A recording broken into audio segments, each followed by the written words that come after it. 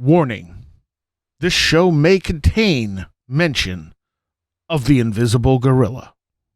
This month's Where Did the Road Go is sponsored by the following awesome individuals: Greg Ross, Allison Cook, Super Inframan, 36 Dingo, and Michael Friske. Thank you so much for helping make this show possible. Transmission start. Welcome to Where Did the Road Go? Join us as we wander off the path and explore lost history, consciousness, the paranormal, unexplained mysteries, alternative thought, and much more. We are present on the web at wheredidtheroadgo.com. Now here is your host, Seriah.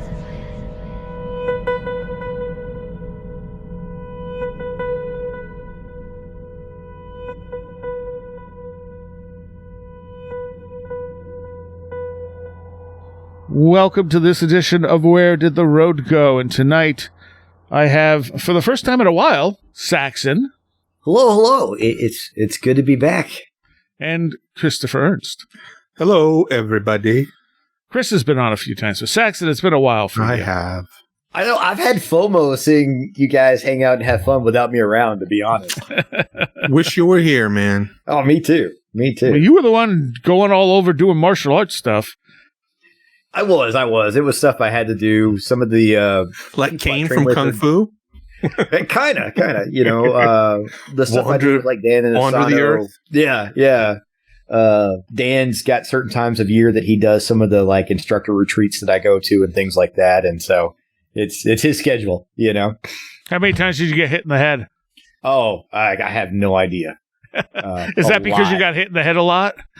A fair amount. You know, the funny thing that a lot of the JKD stuff I do, the Jeet Kune Do, they pulled a lot from Savat when they put that together. So there's a lot of lead kicks off the left leg. And I am miming those a lot with one of my partners because he's quite old. And so I probably did like 3,000 or 4,000 left leg lifts. Wow. And I was just in like so much pain after a while. I bet. Not to steer this into a martial arts podcast, but I am really curious about Savat, which if people don't know, it's the French martial art. Right? Yeah, it's French kickboxing, and they wear shoes historically, so it's right. fun That's for what. that. Yeah, that's cool. I don't know. It's just unique. It's pretty neat because when they kick, they'll kick with the toes. Because they got a shoe on. Yeah. And the lead kick, they kind of fence with it almost, and they'll kick you in the liver and things. And man, it doesn't look like it should hurt that much, but when they do it, you know. Oh, yeah. Yeah, it can drop you on the ground. It's not fun. Yeah. That's one of the things that I do miss about like Kung Fu and like fight culture movies of the 80s and early 90s is the Street Fighter phenomena where like you'd have like a fighter from, France doing Savat, a fighter from, Korea doing Taekwondo, a fighter from Okinawa doing, Uechi-Ryu. And that's sort of like international Mortal Kombat Street Fighter type thing. But seeing all the different styles. Yeah, one of the best, I'm sorry, I'll stop doing martial arts too, but one of my favorite Van Damme movies that most people probably didn't give much time was The Quest. Yes, I remember that one. Yeah, and it was kind of like a period remake of Bloodsport, but they do a big thing about, everybody's from a different part of the world and they've got their fighting style from where they're from. So it's almost like a Street Fighter, like the video game. Yeah. No, I do remember liking that. I'm sorry. I didn't mean to steer us into trying to cop from Action Boys or something like that. That's stay in our lane. Tonight. We're finally going to be doing the Invisible Gorilla episode. Now, people have obviously heard me mention or reference the Invisible Gorilla, like 500,000 times.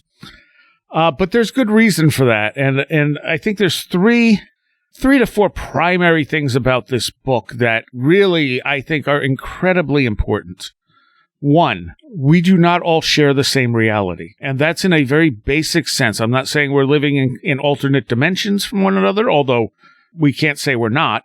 But the way our brains work, and we'll get to this, we do not share the same reality. We do not all see the same stuff. Two, on a more widespread thing, it shows how commercialization can sell to us how politicians can con us, how con men work, all this stuff. It shows those illusions that they know how to capitalize on. If you know what they're doing, you have a much better chance of realizing what they're doing and not falling for it. And the third thing is how much this stuff, and they never touch the paranormal in this book. It's written, I'll go by, tell you about who wrote it in a minute, but they never touch the paranormal in this book. But there's so many implications for paranormal overlap of like how this affects how we view the paranormal that you could easily write a second book just on that. Yeah. Now, these guys, this came out in 2009. It's called The Invisible Gorilla, How Our Intuitions Deceive Us. And it's Christopher, I think it's Chabris, and Daniel Simons. They're both psychology professors. Christopher's out of Union College, which it doesn't say where it is, but you looked it up and it's in Schenectady, not far from me. Yep. So I might go, I'm going to see if I can get either of these guys to talk to me, because being psychology professors and obviously not being interested in this type of fringe stuff, they may not, but who knows? And Daniel Simons is a professor at the University of Illinois. And it starts with they have a website too. It's theinvisiblegorilla.com. So it starts with this invisible gorilla experiment, which a lot of people have seen because it kind of went viral. And the original experiment, how people had people counting how many times, they show a video, how many times the players dressed in white passed the basketball while ignoring how many times the people in black shirts passed the basketball. And while this happens, a gorilla walks into the middle of the scene, does a little dance, beats its chest, and walks off. The gorilla's on the scene 9 seconds. And 50% of the people who watch this never see the gorilla. They had people accusing them when they showed them the video afterwards and said, you missed the gorilla. They said, this is not the same video. Yeah. One of the things I noticed, and they don't really bring this up, but they're telling people to ignore the people in black shirts. And I'm wondering if the number of people who would see the gorilla would go up if it was the opposite. Because the gorilla is basically black. He's in a black gorilla suit, so it matches the shirts. And I'm watching, because I was just watching one of their TED Talks. Well, only one guy did. He did a TEDx talk, so not a normal TED Talk. Daniel Simons did. You can find it on YouTube. And they're showing video examples, but when they're talking about that video, and I'm going, the gorilla is the same color as the people in black shirts. So they're telling people to ignore the people in black shirts. Yeah. So I'm wondering if they did it the other way, if more people would have seen the gorilla. Yeah, sure. But I think so. Yeah. But, So the point is, and the thing he said that I had to take down, because it pretty much sums it up, looking isn't the same as seeing. You have to focus attention on something to see it. It sounds like a line from a Castaneda book. Yes, it does, kind of. yeah. But our brains don't just take in, and I've known this for a very long time, since long before I read this book, that our brains are filters. Our senses pick up this tons of information, and then our brain filters down what it thinks is important. So in the case of the basketball players, you're focusing on what you're told is important, which is how many times the people in white shirts are passing the basketball. So that's why you miss the gorilla, because people believe, they couldn't possibly miss a gorilla walking out into the middle of the screen. But if you're not focused on look at the whole scene, you're just focused on follow the passes, your brain just goes, that's not important. I'm not even going to tell you about it. Right. Yeah. Right. Yeah. And when you realize that, this is why I say we do not share the same realities, because we focus in on different things. And I think our senses are limited, more limited than we think. Yes, that's also true. I mean, primarily we're focused on survival. I think we still have that as the primary thing that our senses alert us to, is danger. And I mean, there's been plenty of people who talk about now we're in essentially where we're not fighting to survive every minute of our life in the way like primitive people might have. But now we're stressed out in a different way, and it's causing us damage because that fight or flight instinct never quite kicks in, and it just kind of festers. Yeah. Because we're dealing with a completely different type of stress than our bodies are used to, or we're built for, basically. It's built for, okay, there's an animal rushing at you, you need to get away or fight it. And once that's done, the stress releases. But when you're in a stressful office job, for instance, or a stressful retail job, that fight or flight never gets you never do it. And it just kind of builds up in your system. And that's extremely unhealthy. Yeah, to say the that's least. where lots of chronic stress comes from. You know? Right. We're not experience chronic stress, and it'll, you'll build up so much cortisol, you'll damage your brain. Yeah. The invisible gorilla and perception is an interesting thing when you really think about like how our brains even assemble information. Because, I don't even know how Chris sees what people look like exactly. Sure. His brain tells him what that information looks like. My brain tells me what that information looks like. Yeah. And so I'm always amazed that we can communicate at all. Yeah. Because, if you think we're all kind of like operating, on a perception of the world that's a recreation of what you're talking about, for survival. And none of us know if we're seeing the exact same thing or not. I mean, it seems to me that we wouldn't actually probably be seeing the same things just because of experiences and biases and all that to begin with, much less how the hardware assembles the information into images for you. Right. Or words or, whatever. And there's that old like thing that I think most kids come up with, and then stoners will kind of focus in on like, is your color red the same as my color red? Right. I mean, you think about people that are colorblind. Yeah. And they don't know they are for a really long time too. Sometimes that's true. Go ahead, Seriah. No, go ahead. Just like people with synesthesia. Yes. Yes. That have an internal monologue. Some people see images. Some people feel things for everything that's a word they hear instead of a cognitive definition. I mean, just all of these different ways, or see colors in the air when people talk. And you'll have people that do that their whole lives and don't realize it's strange until they're like in their 30s. Yeah. And because they just assumed everybody did that. Yeah. Right. And I feel like this book should be taught in like high school. This should be a required class so that we can understand that, when people look at other people and don't understand why they don't see the world the same way. Well, there's a lot of reasons people don't see the world the same way, and part of it's our perception, part of it's our life experiences and stuff like that. I mean, when I talk to someone who has a different view on things than I do, I don't tell them they're wrong because I don't know. I mean, I don't assume I'm right about anything in particular. I have reasons I believe certain things are right, but I'm also open to being shown that, I'm incorrect about this. I made a wrong assumption. I interpreted something wrong. It happens. It happens to all of us. But like, if I talk to someone who has a very different viewpoint, I'll ask them to explain to me why they think that. Not because I'm trying to prove them wrong, but because I want to see what they're seeing. Oh, yeah, absolutely. 100%. And people don't do that. They just want to force their views nowadays down everyone else's throats. Yeah. Yeah. I had a friend making an words are hard. Interesting observation about all of this. But, the way our entertainment is set up now, we've got so many options out there, but there's no commonality even in like show that's a hit that everybody's watching and they can talk about. And so all of these things that build community, even at the, very capitalistic, macro level of just like entertainment, is not nearly as universal as it was before. Oh, no. No. Which I thought was kind of fascinating. But anyway, that for me ties into how we see the world and how we relate to each other and creates further, gaps between us. I think it's really important to think about, especially since, these days, I think a lot of the world spends its time basically doing the same thing, which is consuming a disparate amount of watered down sort of media across, different platforms that are similar, but,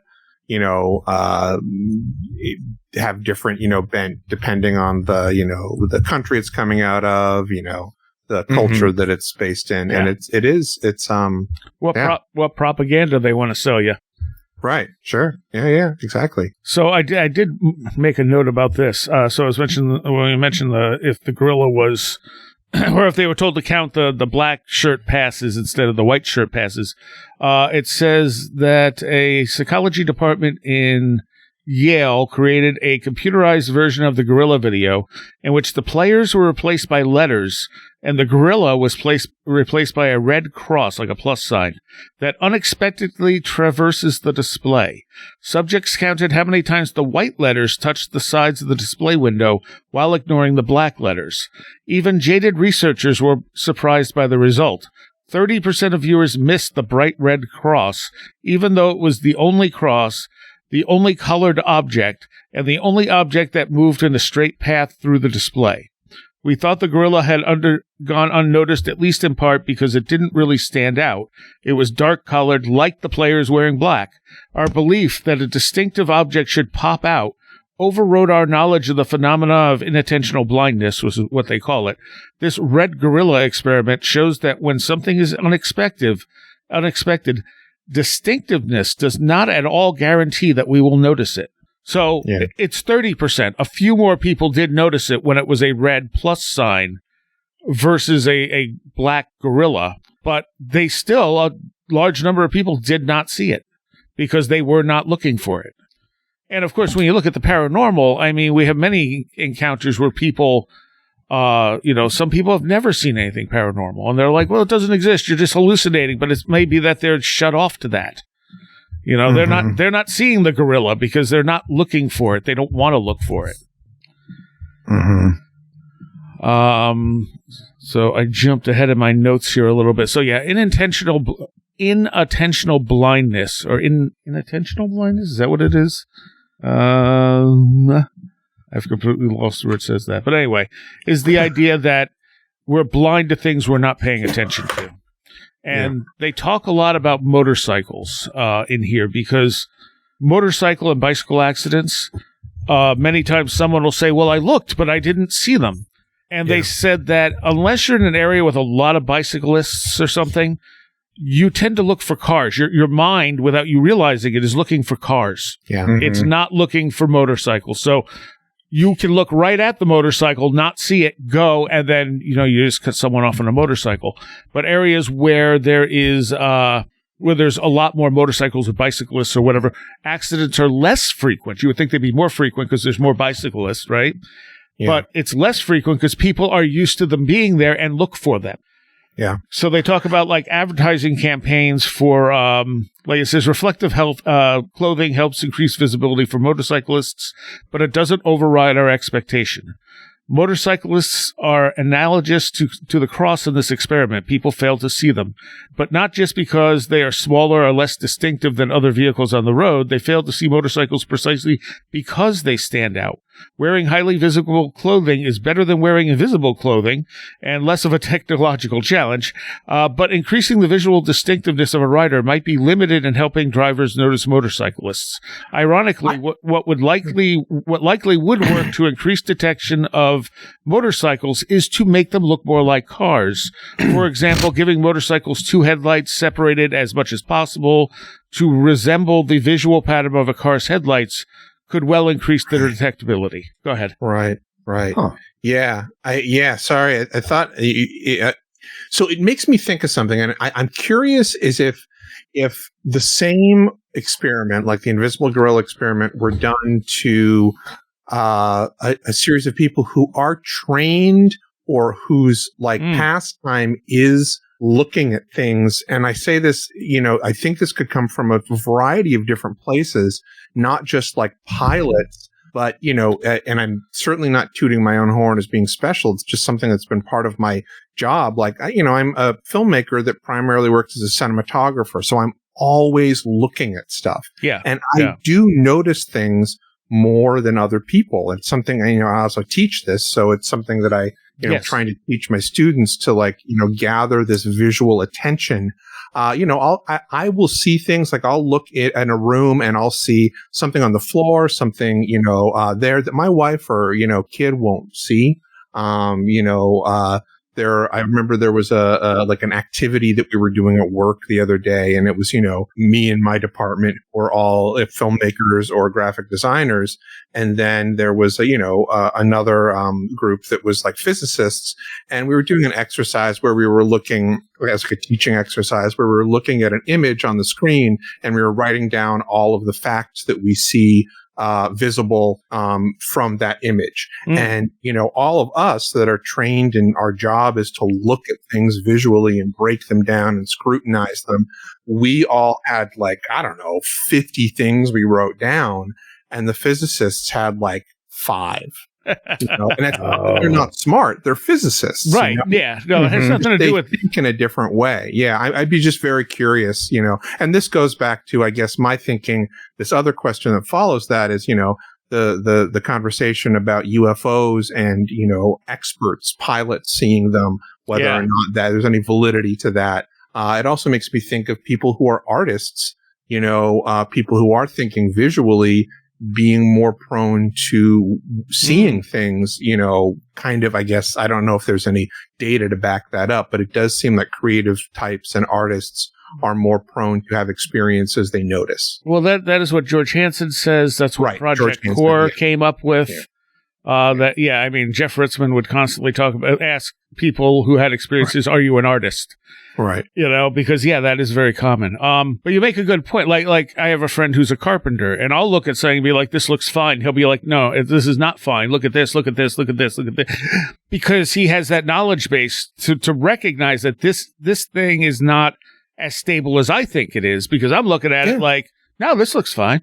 But he's looking at those details. He can see, knows what to look for. He has that that attention to those specific details that I don't even know are there. Right. Or one of the things that drives me crazy with the guy who does the Metallic Onslaught, record companies will sometimes send really low bitrate files. I'm talking 64-bit files. Oh, gosh. And they sound like they're underwater, and I have no idea what's wrong with these companies because they're sending them for airplay. And he'll put it in his show, and I put his show together, and I'm going, dude, this is a 64-bit file. And he's like, oh, I didn't notice. And he listened to it. Yeah. And I'm like, okay, he's not someone who really he's listening to it on his laptop, kind of in the background. I'm listening to it on big speakers, and I'm very focused on production and sound quality because I do music mastering and stuff like that. Exactly. I remember when MP3s came out, I had a friend who was like, I can't hear any difference between like a WAV file and a 128-bit file. And I'm like, really? And I had to sit there and point it out to him. And then he's like, oh, now I can't unhear it. Yeah.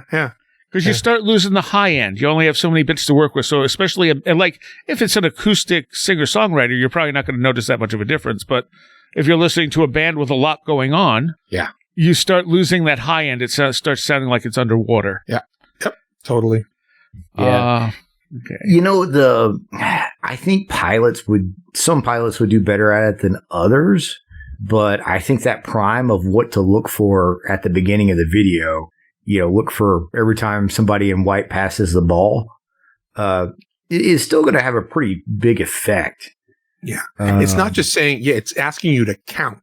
Yeah. Yeah. So it's not just having you to notice. So, I did the video here while we were, silently while we were talking. And of course, I noticed the gorilla because I know to look for it. Yeah. But I definitely can see, especially if, you are with other people or there's, any kind of distraction, the need to focus on counting and the fact that you have this really strong contrast between black and white. Like, I don't know, if they were rainbow colored, it might be different or something, that's not to say I don't think it proves a point. It's just, I think there are a lot of things in there that are factors. Yes. And that's why I read the part about the red gorilla, which was the red X. I mean, yes, it wasn't a 50%, but still 30% of people didn't see it.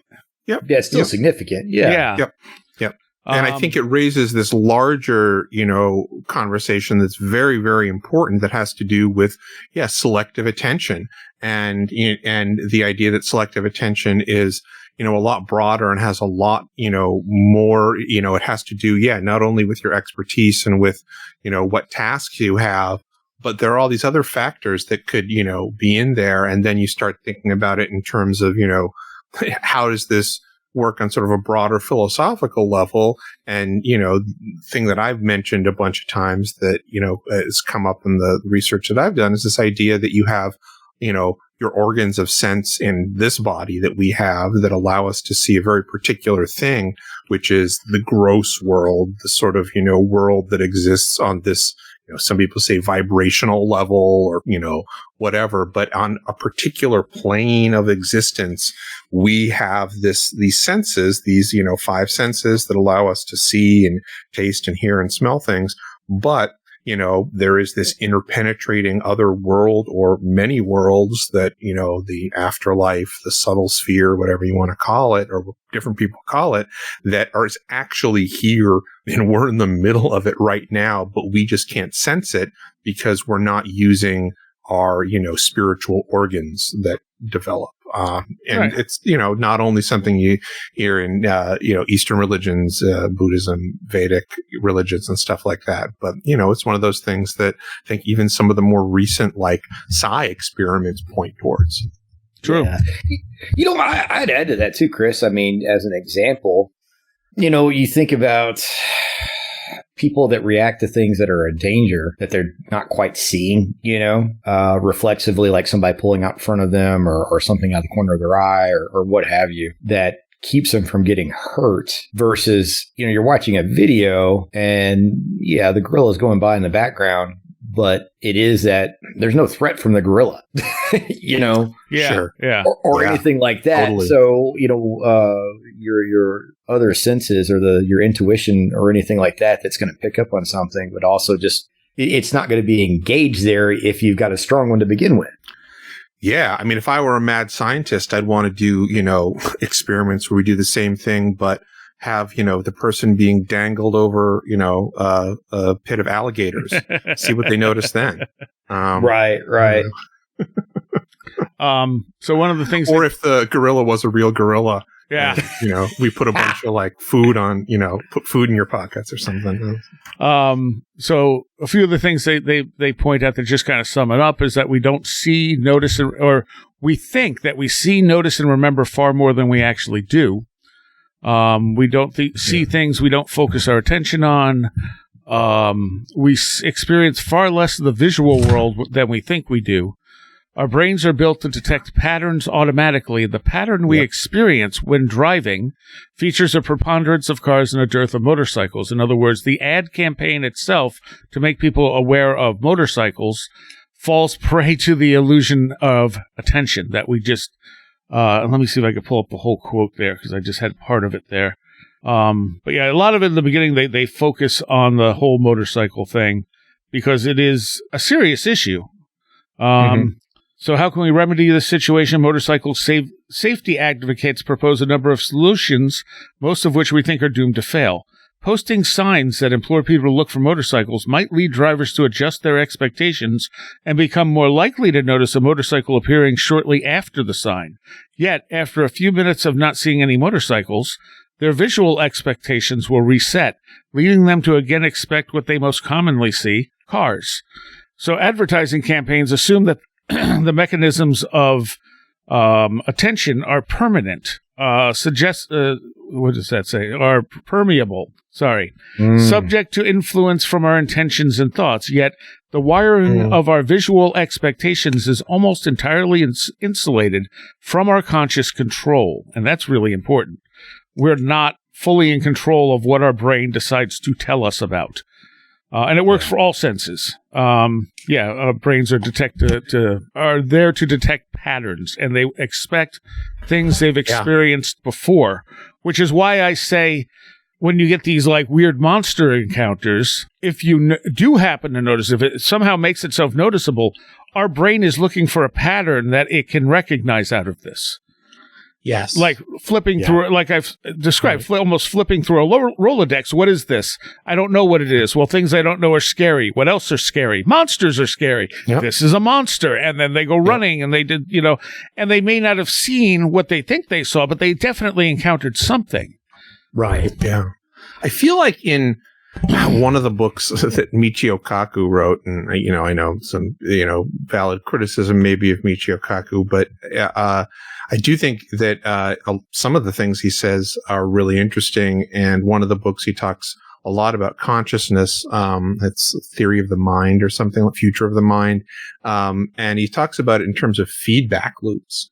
and that, the at least how the brain works, or I hope I'm remembering this right, or that there is some fundamental structure to how a human develops that is based around this, like aggregate clusters of feedback loops that develop, and that I don't know, for me at least, I found that pretty interesting, and I think it certainly has resonated with stuff like this that we're talking about. There was, and when we're talking about like monsters and stuff, I think I have it down here, but I'm not finding it directly online. The Olympic Project, which is a Bigfoot research project, did a test, and I can't find the exact date on it right this minute. But basically, they drove people through like this wooded area, and I do believe they were specifically looking for Bigfoot, or maybe they weren't looking for Bigfoot. Maybe they just drove people through the area to see if they would notice these Bigfoots hiding slightly in the woods. And the majority of people did not see them. So I'm thinking it wasn't people looking for Bigfoot, because it doesn't make as much sense if they were specifically looking. They just like, oh, tell us about your surroundings, tell us if you see anything weird type of thing. And they drove people through the area with these cutouts of Bigfoot, and almost nobody saw them. So what does that tell us about Bigfoot? I don't know exactly. Right. But again, we miss a lot of what's going on around us. And I don't think a lot of people want to hear that. They want to believe that their memories and their what they experienced, they're getting 100% of. Yeah. Yeah. Oh, completely. I think a lot of people have, main character syndrome too. True. These days. Which exacerbates that. So I pulled this off of the TED Talk, and they're dealing with, like, they showed a video of a guy giving directions. And this person walks between them with a like a door, like they're carrying a big door, and they switch out the person he's giving directions to, and the guy just doesn't even blink. He just continues giving directions. Oh. And they're talking about that, and they said that some people did notice the person was different, but they kept giving directions anyway. And he says, we didn't ask why. And I'm thinking that should have been your first question. Yeah. But he says, and I just like screen recorded the text of reasoning about intuition. So these cases in which people think they understand how their mind works and actually don't have a good idea about how their minds work. And what's interesting about this is in some cases intuitions are fine, but our reasoning about them is lousy. There was a study from Lars Hall and Perry Johansson, which was a very simple task. They showed people two pictures, and they just had to say which one was more attractive. And on occasion, they would hand them a picture and ask them to explain their judgment. And then at some point, like, they would pick, say, the one on the left, and they would hand them the one on the left, but they would shift it so it's actually the one on the right. So they actually handed them what looked like the correct picture, because they put them face down, and they'd slide it over, and with a little sleight of hand, they switched the picture. And then the person picked it up, and they said most people didn't notice they were looking at a different picture. And not only that, but they gave the same kind of explanation that they gave for the faces they had picked. Like if you try to analyze the reasons people gave, they were identical to the ones they had picked for the actual picture. Like they would kind of justify, like not only would they not realize that they were looking at the other picture, but they would then justify why they picked this picture. And they called it, this phenomenon is known as choice blindness. See, it didn't get all the wording right. He said he picked this one. The guy said, I prefer blondes, when they'd actually picked a brunette. Weird. Yeah. And that's the thing. Like, he didn't realize he did that. He said, if you ask people, would you notice if I switched a face? 85% said that, yes, they would notice. Yeah, I didn't get all of this. Damn it. But they would make up reasons to match their confidence that they would notice. So basically, after the fact, the brain will rewire that and kind of look. Like I said, you can look up the TED Talk, TEDx Talk. It wasn't whatever the independent one is with Daniel Simons. You could see the videos. It's only like 20 minutes long, but it gives you all of like that. A more intense version of when you're at a restaurant and you get the wrong thing and Then for a second, you're like, wait, did I order this? Well, no, because these people weren't even questioning it. That's right. Yeah. You know, because they saw them pass them the correct picture, but with using a little bit of sleight of hand, they passed them the other, I'm guessing they had both pictures stacked, and then they dropped them face down and slide it face down to the person. So I'm guessing he's palming the top picture and giving, and sending him the other one. And, the person's like, yeah, this is the picture. And they looked completely different. So weird. But, you know what?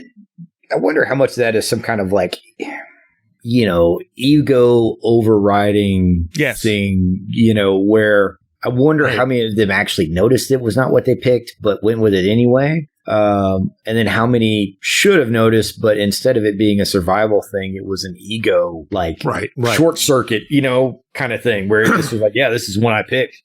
And then they 100% believe it, And that gets into movie flubs. Yeah. Like when you have errors in movies, 99% of people do not notice. Yes. Sure. I think more people notice now because you can stream something and watch it 50 times. Exactly. And yes, 100%. Because, there are plenty of times, and because I've put together movies, I can, I always try to make mine not be off. You know what I mean? Like, even down to little hand movements and stuff, I want to edit it so it looks like everything's going. But looking at all this stuff, I realize most people don't even pay attention to that. I'll watch a TV show and the person will be in a completely different position from the camera angle you just had. And I'm like, you just let that go? All right. They do a lot. Yeah. No. And that is absolutely, is either laziness. It's a lot of times laziness or it's inexperience. Or budget. And usually that has to do with budget. Yeah. It is those are results of budget. Yep. But it's also the fact that somewhere in this book they talk about, I don't know if I took notes from it, but they made a movie that is just completely inconsistent. It was 5 minutes long, and most people saw no inconsistencies in it. Right. So, that's interesting. There are a lot of things, that I think, go into that too. Pattern, us trying to make patterns out of things. I wonder if the film that they had music in it. Yeah, because music definitely can make something seem like it's flowing even when it's not. Right. And I would even throw out there, because we watch filmed media all the time, have we even reinforced not noticing those types of changes? The small errors and things. Yeah. There's this thing called the Kushlov effect that is comes from film editing, and it was came from these Russian filmmakers in the 10s and 20s. There's this particular guy, Lev Kushlov, and it's this, they were all really into sort of the psychology of film and it being this it was like AI, but at the time people were freaking out about it, and these guys thought it was this revolutionary thing that would change the world. I mean, I guess it did, but they did a lot of experiments with it, and it's basically this experiments they did where that just discovered or or remarked upon this mental phenomenon where people who are watching a film get more meaning from the interaction of two shots that come one after another. And you might got to remember, this is the beginning of editing. We take this all completely for granted now, but this, idea, and this ended up going on to Eisensteinian montage and all this film theory stuff, similar experiments to, stuff that they were doing for Invisible Gorilla, that, talked about, you put shot A and shot B together, and they don't equal, A then B. They equal something new, which is shot C. And that people will do this no matter what you put next to one another, and they'll make different meanings out of these combinations.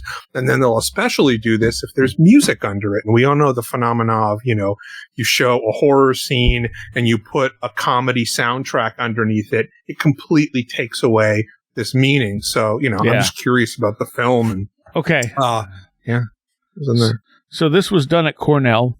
Okay. Dan and his friend, Daniel Levin. I don't know who Dan was. I'd have to go back and figure that. But anyway, they made a film. With this project, the two Dans began a long, productive, and ongoing collaboration. For their first study, they made a brief movie of a conversation between two friends, Sabrina and Andrea, about a surprise party for their mutual friend, Jerome. Sabrina sat at a table when Andrea entered the scene. As they talked about a party, the camera cut back and forth between them, sometimes showing a close-up of one of them, and other times showing both of them. After about a minute, the conversation ended and the screen faded to black. Imagine being a subject in their experiment. You come to a laboratory room and you're told that before you do another task, the experimenters would like you to watch a brief movie and then answer some detailed questions about it. They advise you to pay close attention and they start a movie. As soon as the movie ends, they hand you a piece of paper that asks, did you notice any unusual differences from one shot to the next where objects, body positions, or clothing suddenly changed? If you are like almost all of the subjects in the experiment, you would answer no. You would not have noticed any of the 9 editing mistakes the two Dans intentionally made. Huh. These errors... Okay, so, yeah, I see what they did. Yeah. These errors, which were the same type that end up in books and websites and film flubs, included plates on the table changing color, the scarf disappearing and reappearing. They were much more obvious than the ones Josh Mankiewicz, I think it is, disparaged. Joel Mankiewicz, yeah. Well, Josh, it says. Oh, is it Josh? I think they mean Joel Mankiewicz. That could be. Yeah. Disparaged in his Dateline report. Yet even when subjects, that was something they talked about earlier, watched the film a second time, now looking for the changes, they still noticed on average just 2 of the deliberate errors. This phenomena, the surprising failure to notice seemingly obvious changes from one moment to the next, is now known as change blindness. People are blind to the changes between what was in view moments before and what is in view now. The phenomena is related to the inattentional blindness we discussed, but it is not the same. Inattentional blindness happens because we fail to notice the appearance of something we weren't expecting to see. And that resonates with the paranormal so strongly. Sure. The things we miss, such as a gorilla, is fully visible right in front of us the entire time. For change blindness, unless we remember that Julia Roberts was eating a croissant, the fact that she is now eating a pancake is unremarkable. Change blindness occurs when we fail to compare what's there now with what was there before. Of course, in the real world, objects don't abruptly change into other objects, so checking all the visual details from moment to moment to make sure they haven't changed would be a spectacular waste of brain power. Right. I see. Yeah. Huh.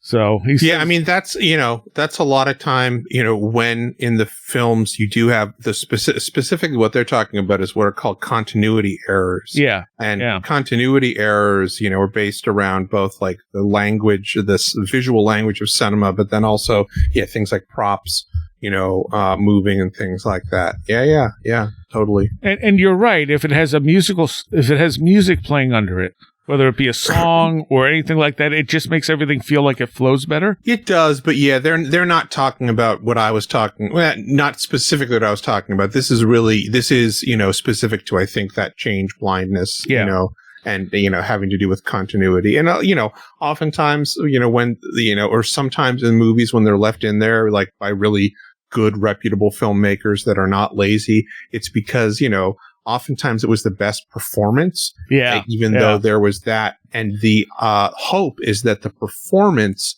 will, engage your suspension of disbelief so much that you will not worry about, you'll basically have change blindness. Yeah. There's this great kind of, I guess, moment of that I just found about recently in Abyss.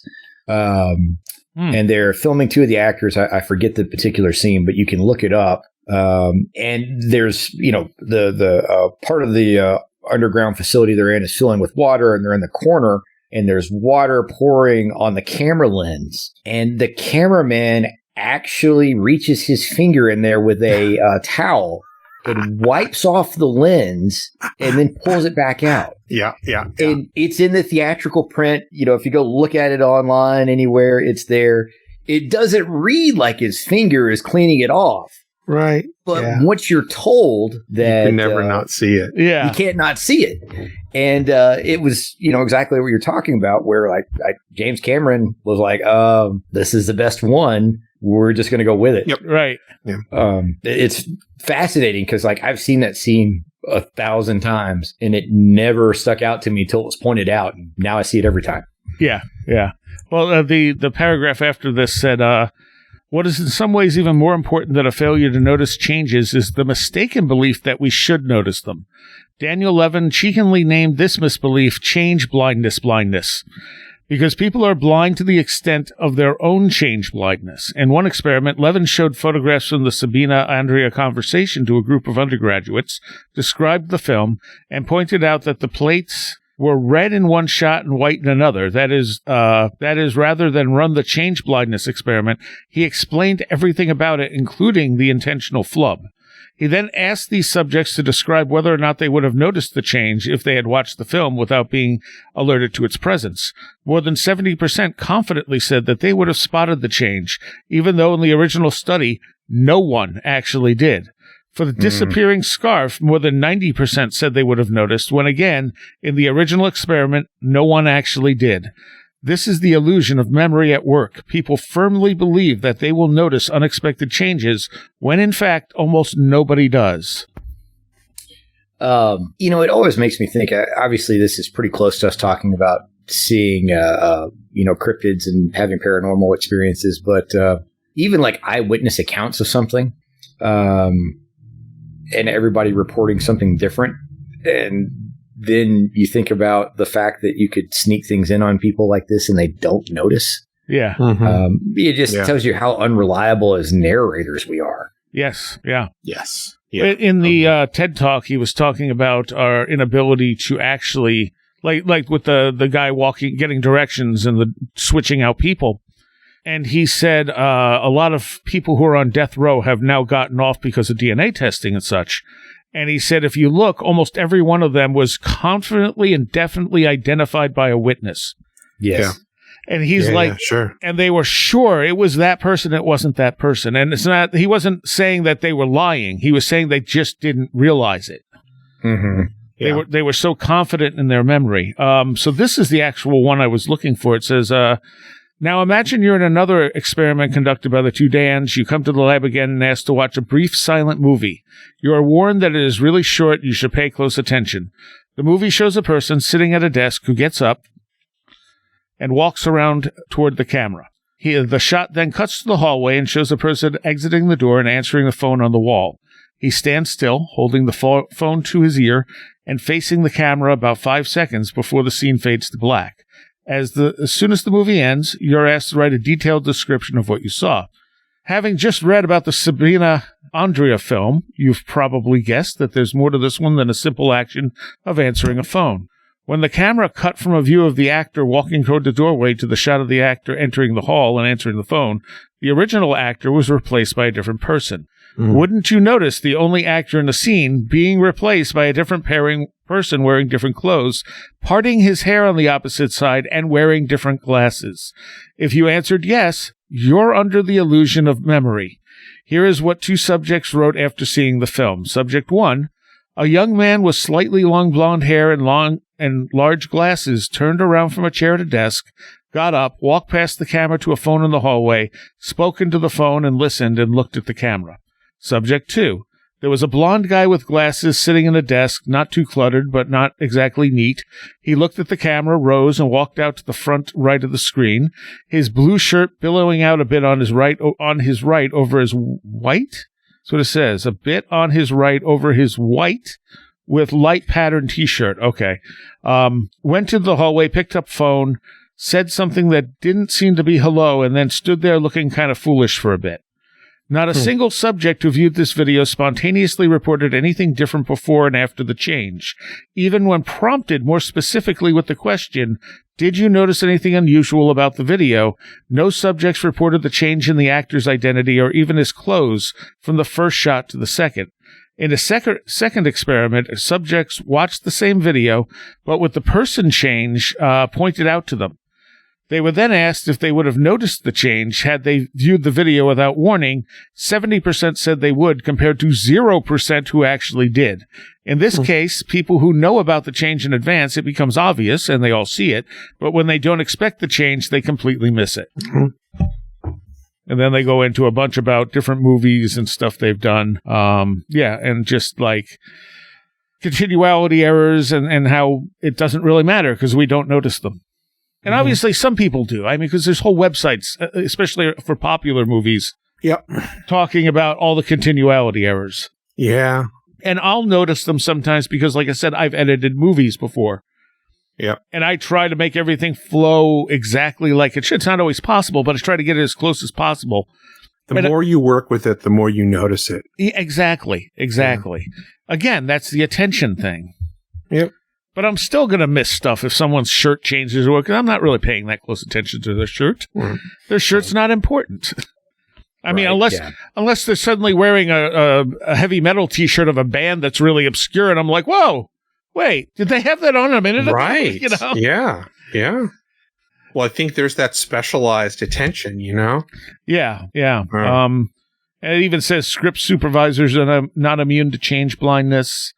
But yeah. No, they're not. Oh, absolutely. No. It's something that continuity is a very difficult thing because oftentimes, you know, it's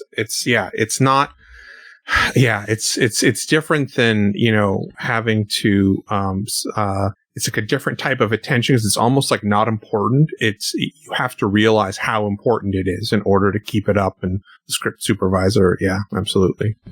And they're also, so this is actually before that part in the book because I had to skip ahead to find that, but in a section entitled Attention Writ Large, it says, the illusion of attention affects us all in mundane and potentially life-threatening ways.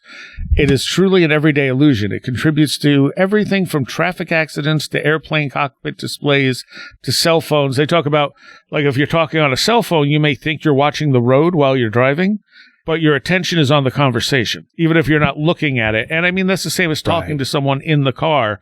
You're paying a lot less attention to what's going on, even though you think you're paying attention. Because you're looking, you know, you're looking out the front of the window, but your focus is on the conversation.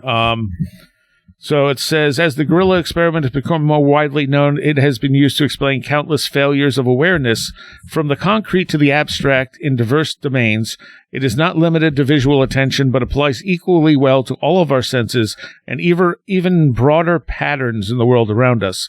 The gorilla experiment is powerful because it forces people to confront the illusion of attention. It provides an effective metaphor precisely because the illusion of attention has such a broad reach. Here are some examples. A trainer uses it to show people how they can miss safety infractions that are right in front of them.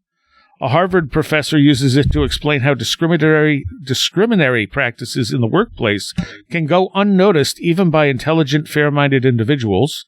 Anti-terrorism experts cited it to explain how Australian intelligence officers could have missed the presence in their own country of the Jamiah Ismailiyah group, which was responsible for the 2002 Bali bombings that killed 202 people. A weight loss website compares the unseen gorilla to its to an unplanned snack that can ruin your diet. Promoter of the paranormal, Dean Radin, which is one of the few times they mentioned the paranormal, likens the inattentional blindness of our subjects to the failure of scientists to see the reality of ESP and extrasensory phenomena. A high school principal uses inattentional blindness to explain how teachers and administration often fail to notice bullying. An Episcopal priest used it in a sermon to explain how easily people can miss evidence of God all around them. And a British ad campaign encouraged drivers to watch for bicyclists by creating a television and viral web advertisement based on our video with the chest-thumping gorilla replaced by a moonwalking bear. That was actually the version I saw. Oh, okay. All right. Yeah, I saw that before I saw the Invisible Gorilla version. I'd have to disagree with the some of those examples, which I think are completely different. Like you're talking about, like seeing a motorcyclist or a bicyclist is completely different than like our faith article. Well, true, but I mean, burden of faith. I don't. Yeah. Yeah, and that's not their problem. That's, I think it's one of those situations where you take one thing and there's like this loose association that you have with something else that really isn't there. But they're using, this is where people have used the example of the beautiful invisible gorilla. Right. And I think that's that's what, But you have to look out for is people using it in a way that I think is, you're using it. I think it's being used incorrectly. But that's just me pointing that out. Yeah, no, that's, and I see what you're saying, but I read that as, there's a lot of wonderful stuff around you, even in the midst of bad stuff going on. Sure. But I guess what I would say is I feel like that's not necessarily a sensory attention thing. Like that there's other things that could be going on there, I'm not arguing that's not the case. I don't know. I guess that's more of an emotional thing or it could be more of an emotional thing for some people. That's true. Yeah. I mean, and sometimes it's perspective too. Sure. But I think the intentional blindness there is that you're only focusing on the bad. So, this preacher's saying, well, God's doing all these wonderful things around you, but you're not looking it's for more them. of an analogy or a metaphor than I don't have a blind spot to any of the snacks I eat in the middle of the night. Just like, no, I'm completely aware. Yeah, I enjoy every minute of those. Completely aware of that ice cream sandwich. Yes. All right, let's take a quick break and we'll come right back. Okay. Quick mid-show break here. Contact info and a recommendation. So contact info is always wheredidtheroadgo.com, where you can find links to everything. You can find all the shows. You can find some... I used to do book reviews on the when I had time, and so there's some book reviews up there. There's links. There's a whole link tree to all the other stuff I do as well, including The Last Exit for the Lost. There's all our social media, from Facebook to X to Reddit to... Discord, everything is linked up there. So if you want to make a donation, you can do that too, right on wheretheroadgo.com, and you can become a patron, which helps an enormous amount. So it's only $3 a month. It's always been $3 a month. I have never raised that price. I want people to get the extra content, and you get a lot of it. You get the shows early, you get them commercial free, you get extra content with almost every show, plus extra stuff on top of that. For just $3 a month. Just $3. All right. Recommendations. So here's the thing. I haven't actually seen or listened to anything all that new recently. So I'm kind of not having a good list of recommendations, and I feel bad about that. So I figured maybe I'd run through some of the older ones that people might have missed. Red Valley, which just finished its, I think, second to last season. That's kind of interesting. Humorous, and it's about cryogenics. Yeah. Among the Stars and Bones is a really good sci-fi one. Two Flat Earthers Kidnap a Freemason. That one's fun. That's also made by the same people who do The Subjective Truth, which is another fun podcast. Station 151 is excellent. Mirrors is fantastic. Mirrors is... And the ideas about the paranormal in Mirrors are just incredible. Love that one. Vast Horizon is really, really good. King Falls AM is another fun one, based around a radio station, and it starts off a little weak, but then it gets really strong, and then in mid-stride, where it's just getting to be amazing, they stop doing it. It's still worth the listen. Wolf 359 starts off a little weak, gets super strong, and ends amazingly. Ars Paradoxica, if you can follow it, it's awesome. The Bridge, I wish they didn't discontinue. It has some really cool stuff there, very artistic, about a bridge that crossed the Atlantic Ocean, and the weird haunted stuff that would happen on it. Mabel, mostly done through a series of voice messages, and very Fey folk related. And Malevolent, which is still going, very Lovecraftian. I think it was sort of a true role-playing type of thing at first, where, it was someone actually playing. Every once in a while you'd hear dice roll, but they gave up on that. Now it's just full-out audio fiction, and it's dark, and it's really freaking good. So there's a bunch of, I'm going to throw two more in there. The Black Tapes and Tanis, both done by the same company. I forget what it is, Northwest something. They haven't done anything in ages, but the Black Tapes was a really cool paranormal one. They ended with a very unsatisfactory ending. Tanis is a fun meander. It has some really cool stuff in it, and then they just kind of, I think didn't know where to go with it. It's, again, still worth a listen.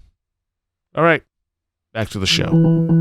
So we are talking about the invisible gorilla, which we're not getting it all in this one episode. There's no way. We're just at the very beginning of my notes. But one of the important parts in here, and this will give me a chance to. I had wanted to watch it before I did this show, but there's I've been trying to dig into how memory is different for people with eidetic memory versus regular memory, because they don't touch on it in here.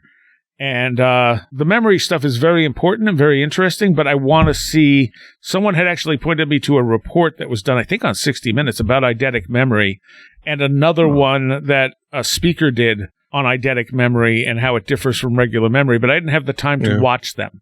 So I'm going to try and watch them before the next part, because we're not going to get through all of this. But let's see. What else? I'm trying to figure out which notes we've gone through. Expectations are based. Yeah, okay, I talked about that. So I said page 48, second paragraph on how we form memories. I have the book right here. Okay. When we perceive something, we extract the meaning from what we see, hear, or smell, rather than encode something in perfect detail. It would be an uncharacteristic waste of energy and other resources for evolution to have designed a brain that took in every possible stimuli with equal fidelity when there is little for an organism to gain from such a strategy. Likewise, memory doesn't store everything we perceive, but instead takes what we have seen or heard and associates it with what we already know. These associations help us discern what is important and to recall details about what we've seen. They provide retrieval cues that make our memory more fluent. In most cases, such cues are helpful, but these associations can also lead us astray precisely because they lead to an inflated sense of the precision of memory. We cannot easily distinguish what we recall verbatim and what we construct based on associations and knowledge. The word list example, which they talked about earlier, that I didn't read, originally devised in the 1950s by psychologist James Deese and then studied extensively by some other people, is a simple way to demonstrate this principle, which is not useful because I didn't read the word example, and I don't know where it is. So, but anyway, yeah, it's just the idea of how we make associations, how it's a variety of things that create memories. It's not a recording like a VCR. Right. And I think we know that, but not, like, this is something more people need to know. Right. It goes against a popular science fiction trope, which is that whole Black Mirror recording your memory thing. You know? Right. Yeah. Yeah.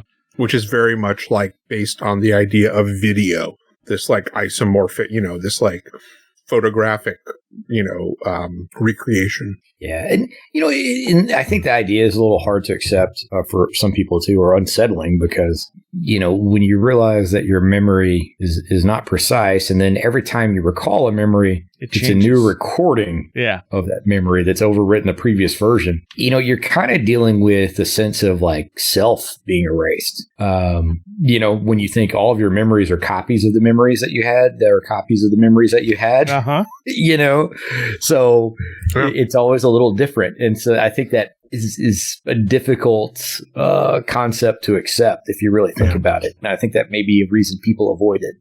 And it's also why you should write stuff, especially weird stuff, down.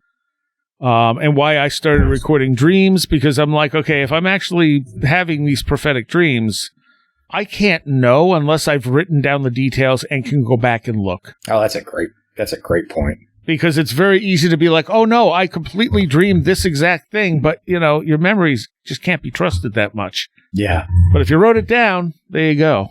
So this part says, I sat next to Captain Picard. And it says, about 10 years ago at a party Dan hosted, a colleague of ours named Ken Norman told us a funny story about sitting next to the actor Patrick Stewart and at a legal seafood restaurant in Cambridge, Massachusetts. The story was prompted when Chris noticed that Dan had a small figurine of Captain Picard perched next to his television screen.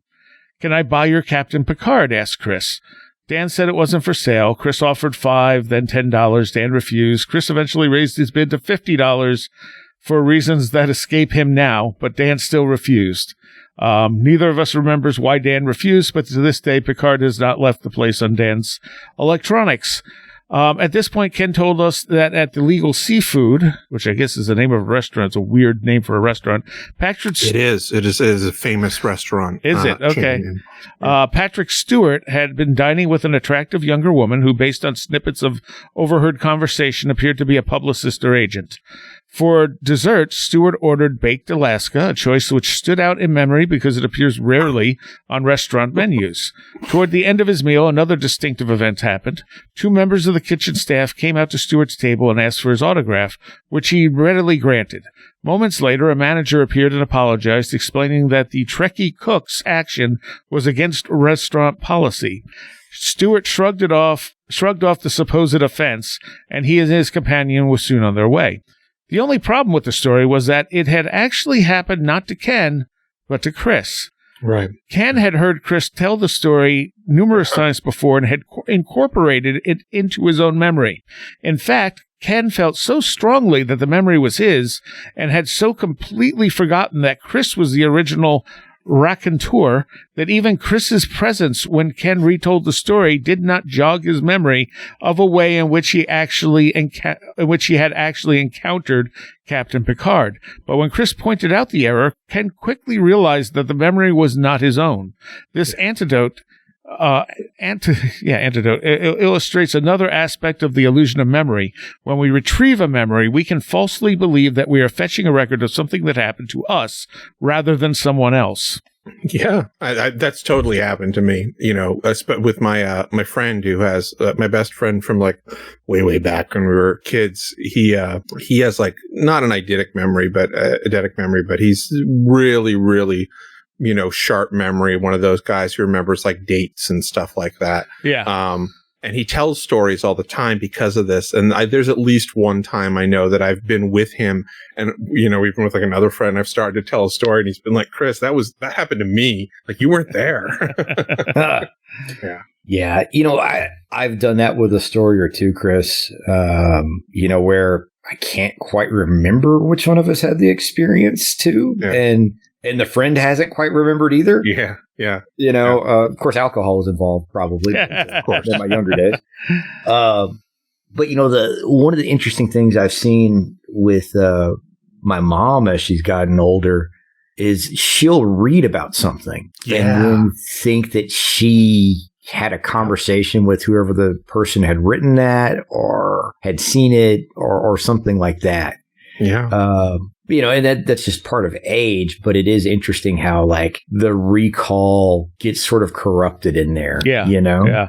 Well, you got to think too about what that means for, not only like hypnosis that we've talked about a lot of times, but, if there's co-creation going on, or if you reach that point where your brain's searching for something to, put on an experience, that sensory experience that you're having that you can't reconcile, digging back into what absolutely, stories that you've read. Yeah. I don't necessarily have something like that, but I have basically a false memory that my mother created.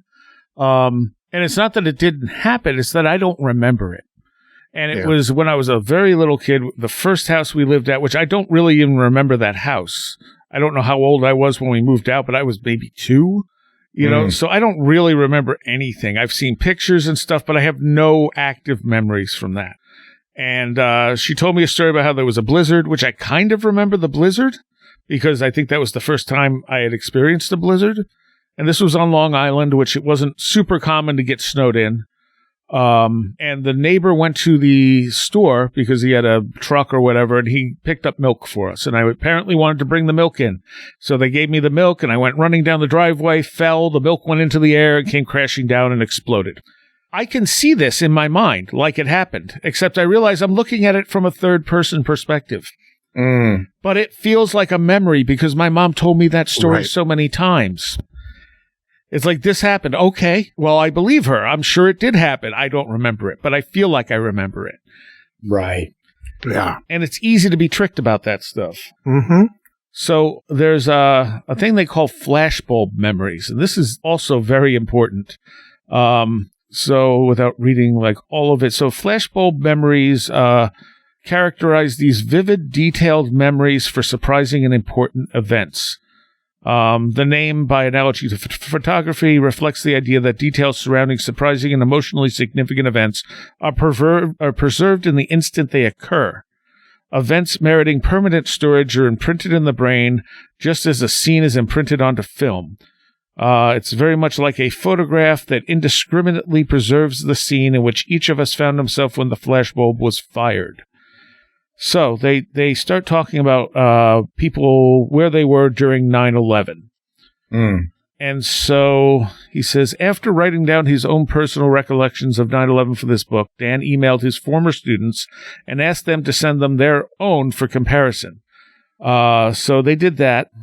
And so it says the first to respond was Stephen Mitroff, now a professor at Duke University. He said, I got an email from a girlfriend saying a plane hit the World Trade Center. I did a quick look at CNN and then went into your office where you and Michael Silverman were chatting. I told you went back into my office and you were looking at images on Stephen's computer. You surmised it must have been a small plane and the pilot lost control. We saw a picture of a huge commercial jet plane right next to the tower, and you thought it must be a Photoshop pic. We looked at various websites, including airline sites, to look at the status of updates of the flights that were being reported as hijacked. After more web searching, you looked up at the TV in our testing room, and lots of people watched more in there. I think we witnessed one of the towers collapse, but I'm not confident in that. We definitely were watching during one of the key events. We all started to feel an unwarranted uneasiness over being in the tallest building in town and left before lunch. Michael and I walked back to Boston. Dan's other two graduate students at the time reported being away from the lab that morning, so they could not have followed the news reports with Dan. Mitroff remembered Michael, Dan's postdoctoral fellow at the time, now a professor at Mount Sinai School of Medicine, being in Dan's office, but Dan did not.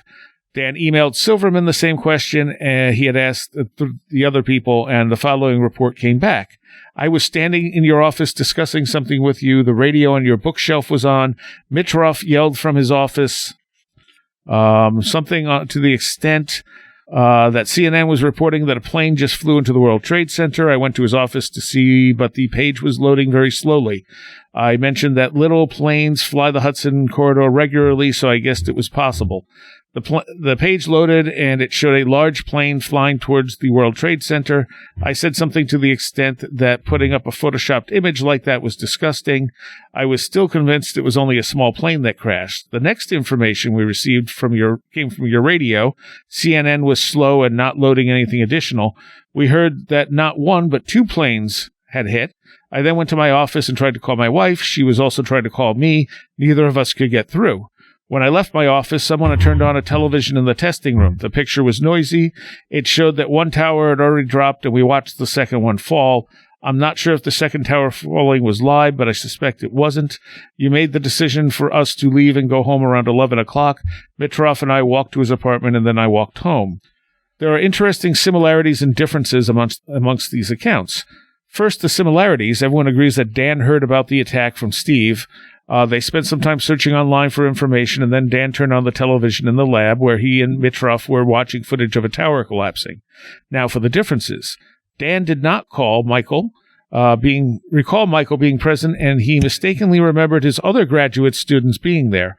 All three remember Mitroff coming into Dan's office, but Silverman remembers Mitroff yelling from his office first. Dan recalled nothing about a discussion of the image of the plane next to the tower.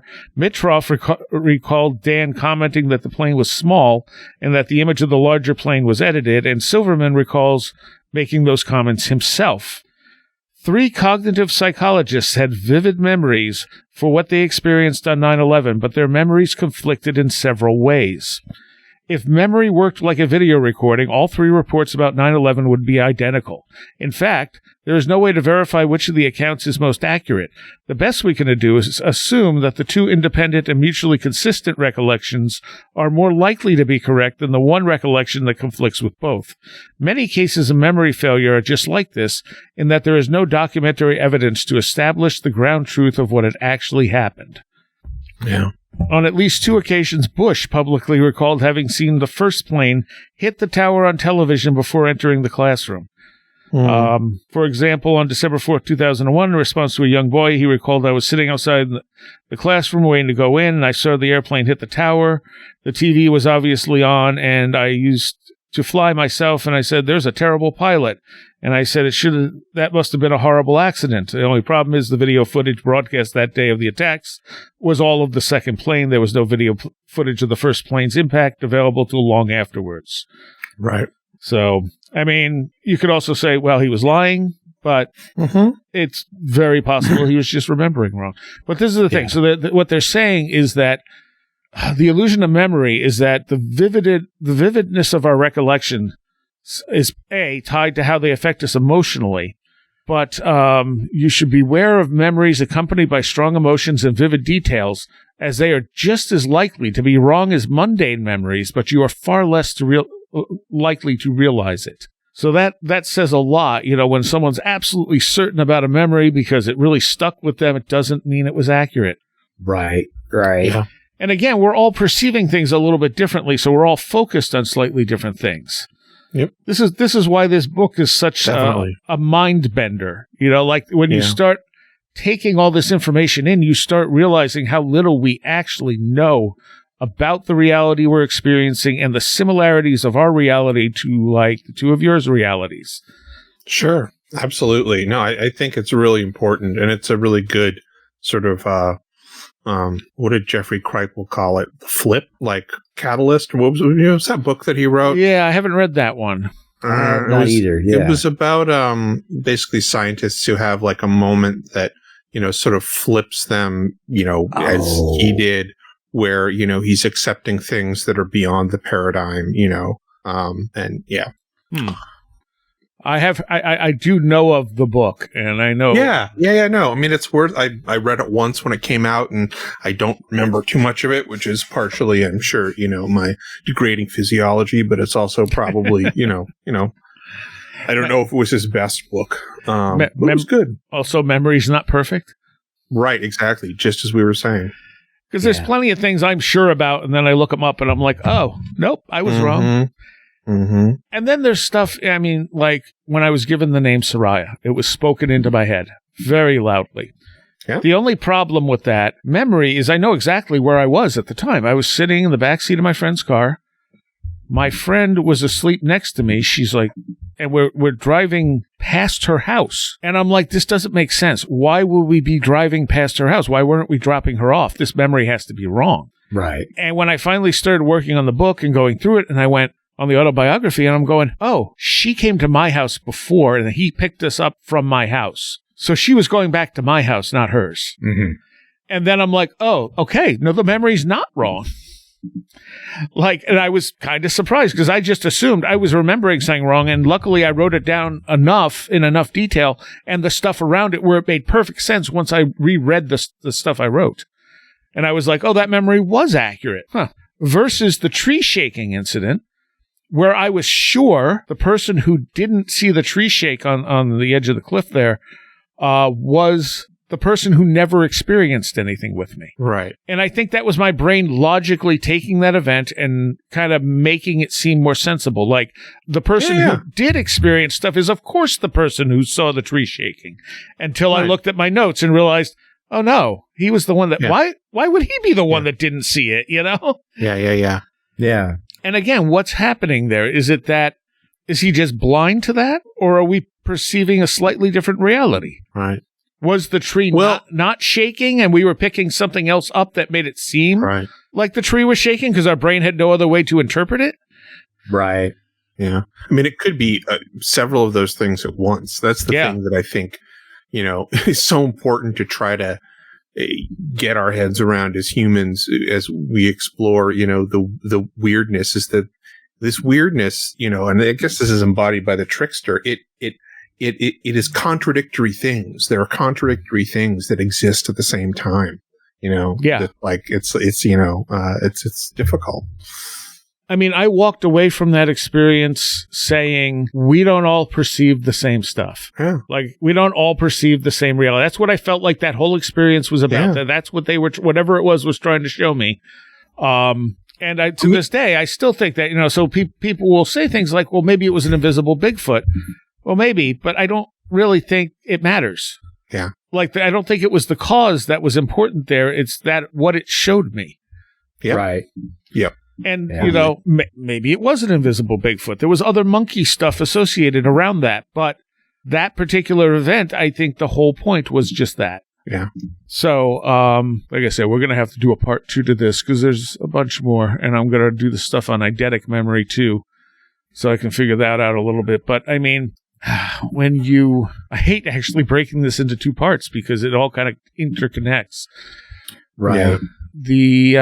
We can touch a little bit on the illusion of confidence because this is also very important. And what I wrote is that, and this is kind of a way I look at things. It says, Chapter 3, illusion of confidence equals making that first circle. And then I wrote, this is why people listen to things like the TTSA. Right. So that's how long ago, this is why how long ago I started taking these notes. So the making that first circle to me is, I'll use it with computer repair idea. Like, you have someone who knows how to run a virus scan, and they fixed their grandparents' computer because they had a virus, and they downloaded a virus scanner, and then they think, ooh, I know how to fix computers. Right. Yeah. And then they go to do something else and they completely screw up the computer because they don't actually know anything. They just happen to, but they've made that first completed circle. It's like having an acre of property, and it's like filled with trees. You can't quite get into it. So you can like walk around it and feel like, okay, well, I know this property. I've walked all the way around it, but you don't know what's in there. So then maybe you take a drone and you fly over it. Oh, well, now I know this property because I've seen, from above. And then maybe you cut into it a little bit and you find, oh, there's a house in here. I didn't know there was a house in here, but it was all covered with foliage. And now you're like, now I know the property. Like each time you learn that piece of information, it feels like, oh, I know what's going on now. But you don't know what happened before. You don't know what else is hidden under the ground. You don't know, like, it's real history. You only know a piece. But it feels like you know a lot because you've made that circle, like you could connect that circle of information. So when I wrote, making the first circle, that's kind of what I was talking about.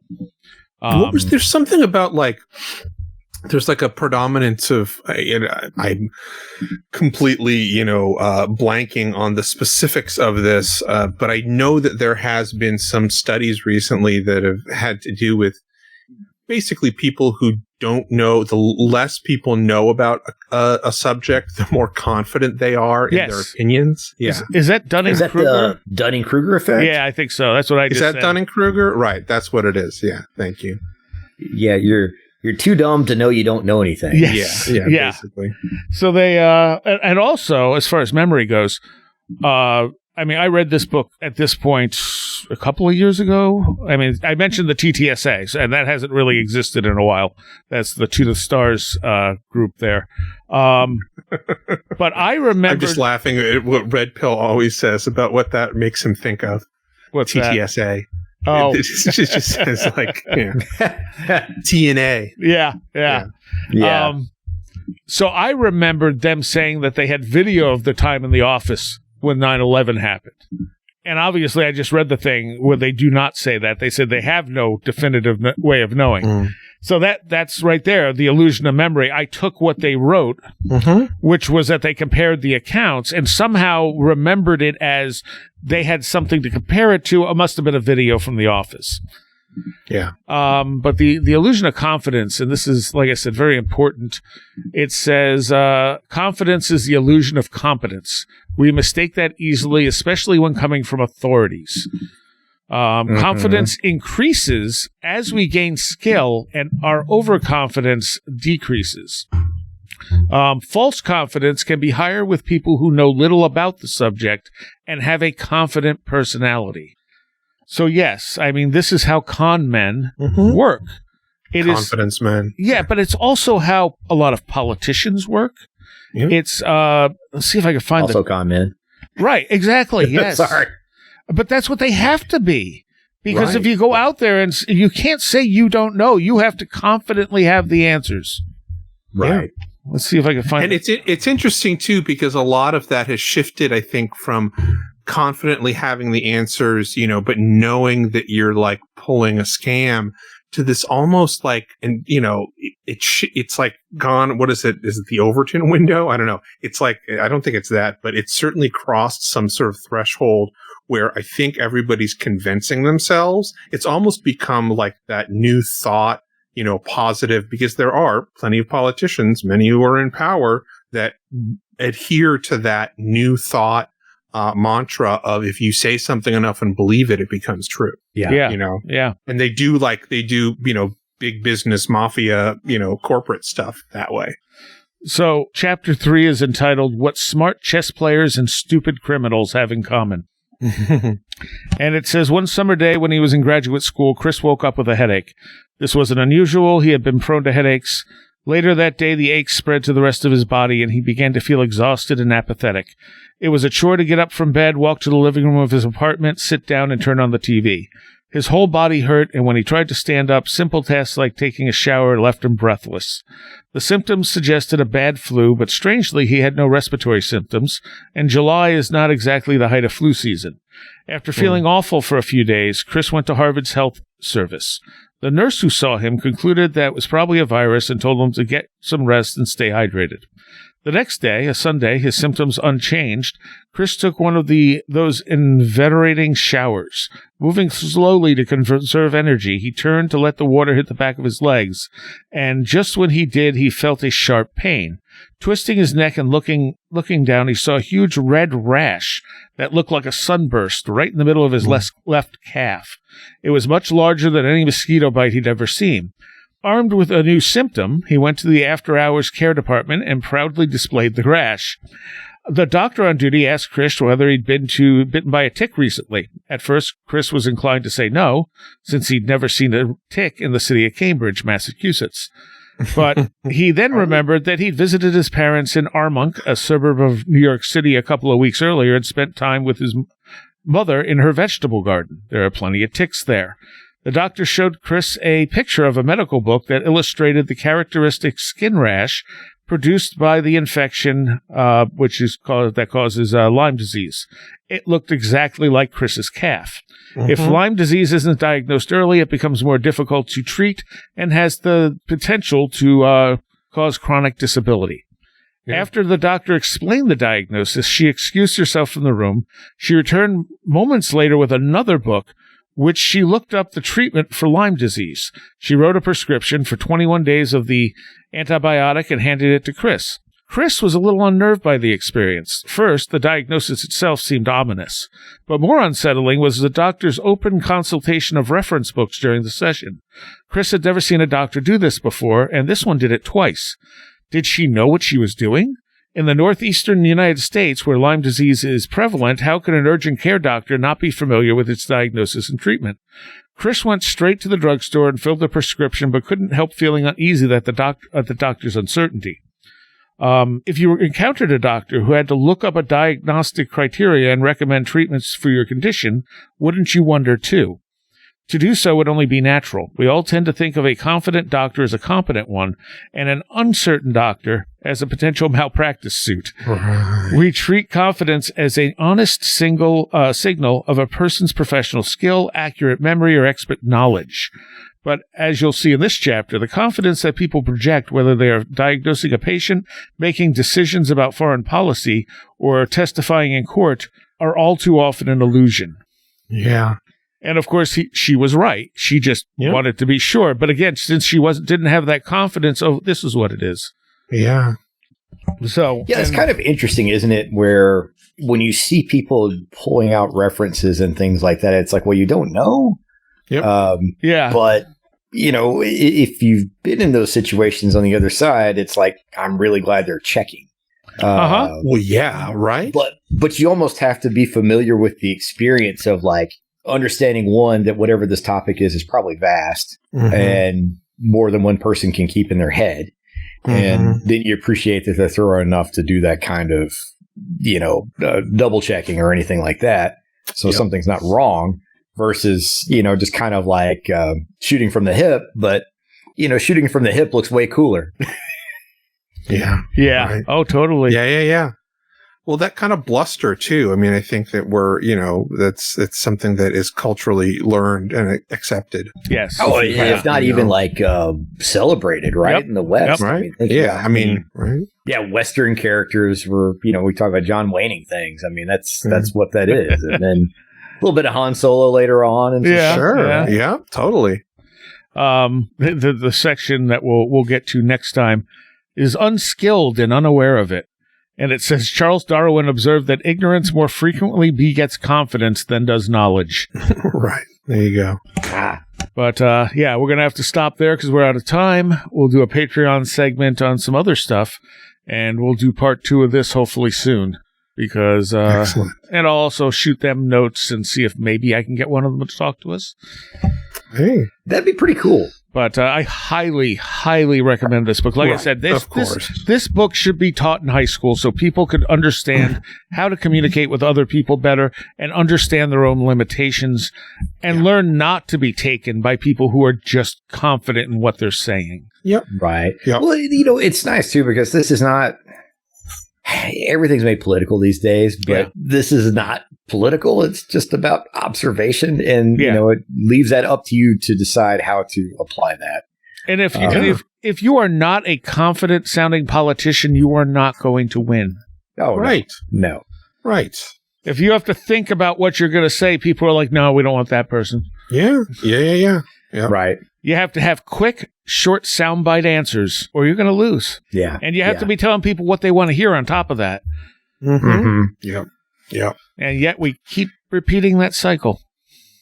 I know. All right. Thank you, guys. Thank you. Thank you, Seriah. I want to take a moment here to thank all of my Patreons. Because of you, this show still survives. And it is because of you that I intend to keep going with it. So I want to give a special shout out to those of you who are pledging $10 or more. Greg Ross, Cherry Trapezoid, Tactical Therapist, John Blackburn, Matt in Delaware, Mark Smith, Madeline J., Marty Garza, Gantic, Allison Cook, Super Inframan, 36 Dingo, Trin, Sean Cosgrove, Tim, Matthew Sproul, Ruth Fortescue, Andrew Nichols, Martha, Tyler Glimstead, Christine, Mothman Bren, Mark Brady, Patricia Gaia-Quinta, Kevin Schreck, Linz Jackson K, Charles in Florida, Land of the Crazy and Communicable, Charles Davis, Kristen L, Automaton, Riker and Stark, Abby Allen, Bright Rectangle, Eric Citron, Kevin, American Rambler, Sam Sharon, Tyler Bell, Thunderboy, Eric Todd, Ann Witowski, Vincent Trewell, Will Powell, Barbara Fisher, Schmooples, Devourer of Mortal Souls, Jay, MTK, History and Coffee, Diane B, Beverly Williamson, Jim and Sophie, Andrew Maines, Jonathan Frost, Victoria,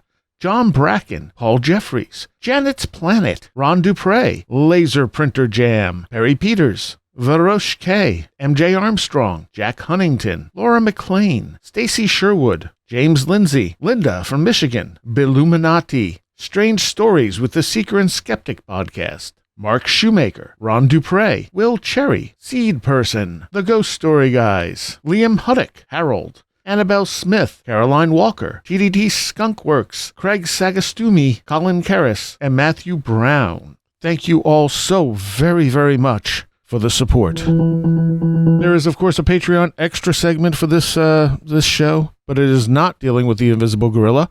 It's talking about a bunch of other stuff, and we are going to save the rest of the conversation for the Invisible Gorilla for part 2, which is next week. And, I hope people enjoyed that. I hope it makes obvious why I think this book is so important, why I bring it up so often. It just has so much to do with everything, but especially like the paranormal stuff. I mean, if our regular reality is so not specific as we think it is, then when we come to the paranormal, it becomes even harder to figure out what's going on there. Pick up the book, check it out. It's well worth a read, and you can find a few bits and pieces of talks from Chris online about it from back in like 2011 or something like that on YouTube. If you want to become a patron so you can hear the other stuff we talked about, it's only $3 a month. Go to wheredidtheroadgo.com and click on the big Patreon link. As I said, extra stuff, commercial free. Well, the shows are commercial free. They're early. You get extra stuff. And there's some surprise secret stuff in there as well that I try to throw up as much as possible, exclusive to patrons. You can also watch the documentary Chris did on the show on myself and Where Did the Road Go. That is available there too. You can also just pick that up if you just want to go watch it. It's, I think, $3 right on the Patreon site. You can just pick episodes too. If you just want to hear the extra for something and not sign up, you can just pay $3 and get the extra content. As for a end quote, or in this case, poem, this is from Percy Shelley, who lived from 1792 to 1822. It's kind of a famous poem called Ozymandias. I met a traveler from an antique land who said, 2 vast and trunkless legs of stone stand in the desert.